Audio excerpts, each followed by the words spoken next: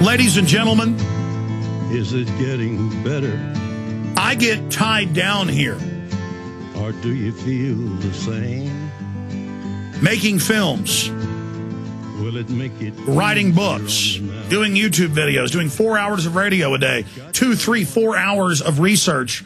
Sometimes I don't sleep till 2, 3, 4 in the morning. Sometimes I do 6, 7, 8 hours of research, reading government documents, knowing that we're accurate, knowing that we have so much proof it's incredible, studying history, experiencing things. I have experienced things that most people wouldn't experience as a activist leader. I remember trying to build a veteran a new house when they were going to bulldoze his old house. Actually, the citizens had the idea and spearheading it, and having COINTELPRO, we later learned, come on and try to start fights and break up the activists and just make stuff up about me. They understand human psychology. I remember being at Waco, building a memorial chapel there, and people coming in and threatening me and doing something, later reading their names years later as FBI informants. On December 8th, Aaron Dykes wrote an article off of NPR report and other media reports.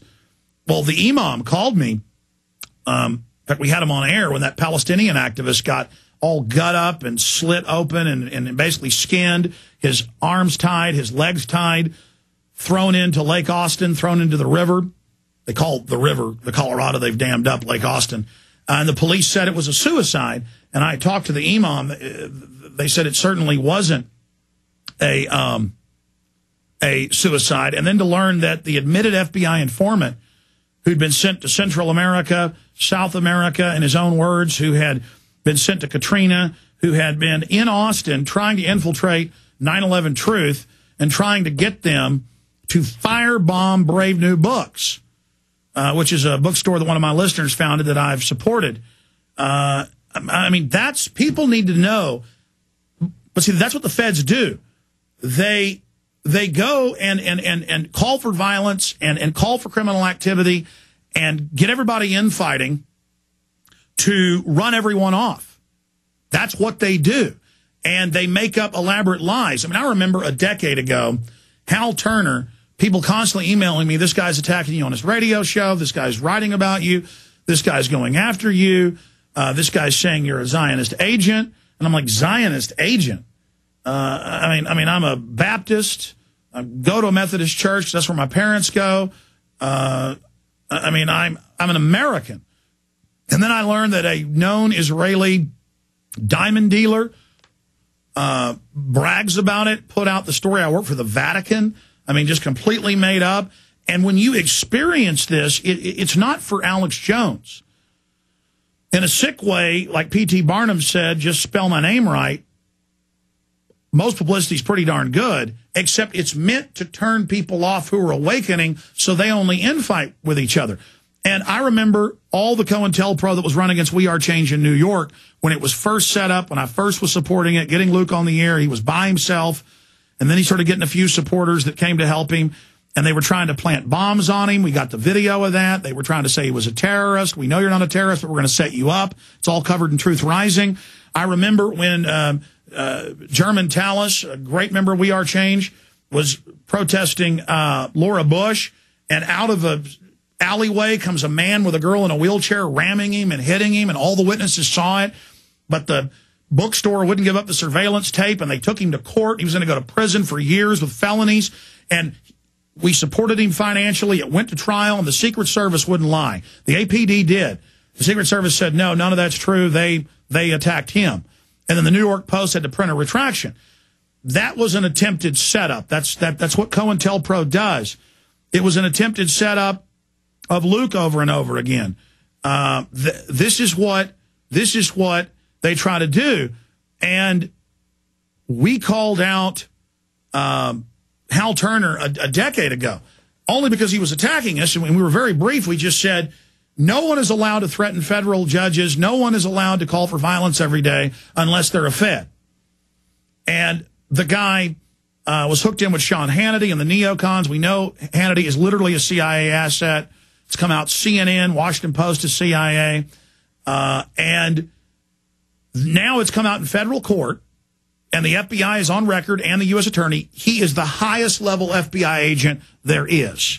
They said national security level FBI agent, not a informant. They usually use ex-cons and people they've got under their control, and they use some ex-cons here locally against us.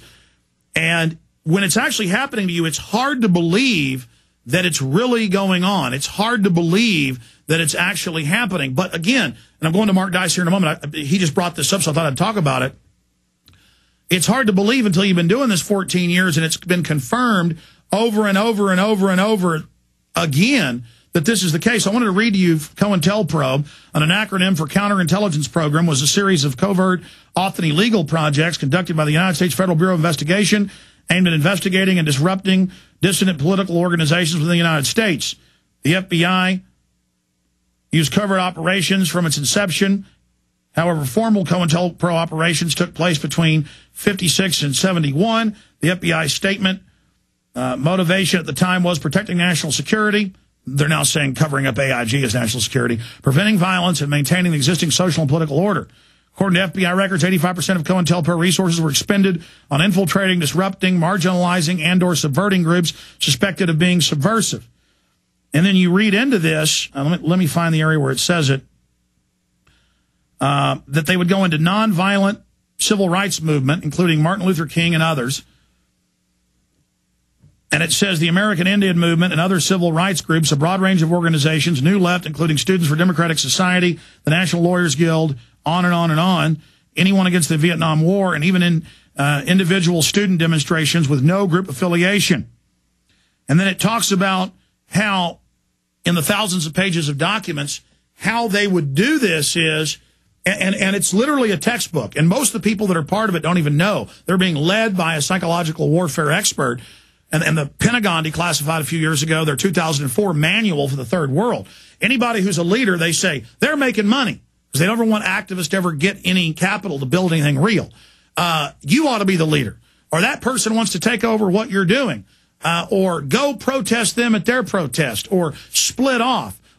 And then it says in here, they have them go in and call for violence to then run off the reasonable members. That's what Cass Sunstein calls for in a new document, a year and a half old, and he's now in the White House and set to be the next Supreme Court justice when Stevens leaves at the end of the year, is he said, we will go into their groups, we covered this a few weeks ago, and we will pose as conspiracy theorists, we will pose as anti-government, anti-Federal Reserve, anti-global warming people, and we will get everybody fighting with each other, and then we will accuse those that we're setting up of being the ones that did it.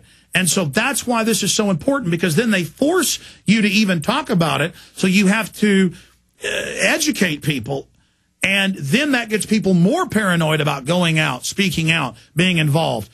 Going back to Mark Dice, Mark getting into Hal Turner. We called him out over a decade ago. You've been calling him out in the last 3 years. Everything he put out was a hoax. Go ahead. Hal Turner is a very fascinating case because, yes, he's called for violence against people, and now he's been arrested for making these threats in June of 2009. By the state, and the feds are defending him. Go ahead. Yeah, so his lawyer openly stated and admitted in court that he was an agent provocateur taught by the agency. Quote, this is a quote from his lawyer, Michael Orzoko.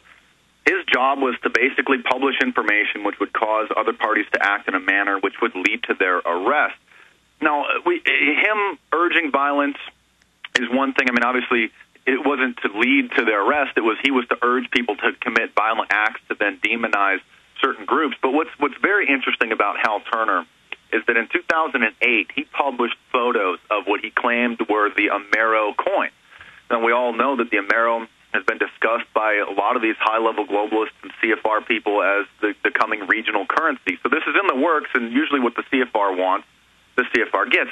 So this guy published photos saying that he got pictures and had an informant at the Denver Mint that sent him photos of this Amero coin. Then a few months later, October 2008, he publishes a YouTube video showing, in reality, it was a replica. You can buy Amero replica coin. Yeah, there are thousands of companies that will make any coin you want, and it turned out that group was in Colorado, and they just printed some up to show what was being announced. Yeah, so he goes on to say that he has a real Amero coin, and that he is an informant in the Mint, and he shows it. And so, you know, people might think, oh, well, maybe he was mistaken. He can't have been mistaken because months earlier he posted the photos which he just took from these replica coin sites. And so he had to have been getting dozens, hundreds of emails saying, no, that this is not correct photos from these replicas. Yeah, we put up an article saying, look, here, it's a replica coin. Yeah. So he goes out, and his video climbed to the top, hundreds of thousands of views. It was #1 on Google Video's top 100 list when they were doing the top 100 videos on Google Video. So he goes out, the people spread the video around, look, the Amero's out, and then later on people start to realize that it was a hoax. And so he's already admitted to be on the payroll for the feds as an agent provocateur to urge violence. And to Have you seen the new court records? That was the older ones. New ones came out with the U.S. attorney and FBI saying he was an agent.